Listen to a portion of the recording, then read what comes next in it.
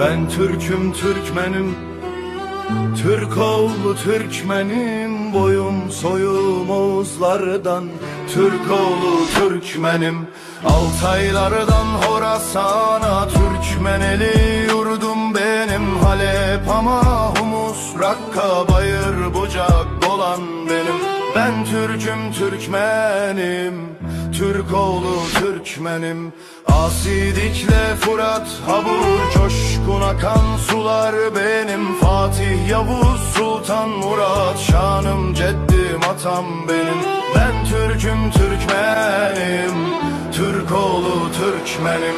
Selçuklu'dan Osmanlı'ya 1000 yıl tüten ocak benim. Malazgirt'ten İstanbul'a kanla tarih yazan benim. Ben Türk'üm, Türkmenim, Türk oğlu Türkmenim. Bölemezler vatanımı, şehitlerim ölmez benim. Sarıkamış, Çanakkale, destanların şahı benim. Ben Türk'üm, Türkmenim, Türk oğlu Türkmenim.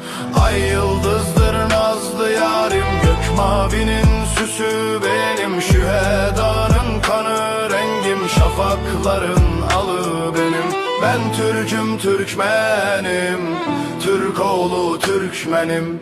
Geçemez yurdumu düşman düşüm, daim siper benim. Hür yaşarım, hür ölürüm ülküm, kızıl elma benim. Ben Türk'üm, Türkmenim, Türk oğlu Türkmenim. Canım kurban yurdum sana, sensin istikbalim benim. Namusum demişim sana, sensin istiklalim benim. Ben Türk'üm, Türkmenim, Türk oğlu Türkmenim. Boyum soyum Oğuzlardan, Türk oğlu Türkmenim.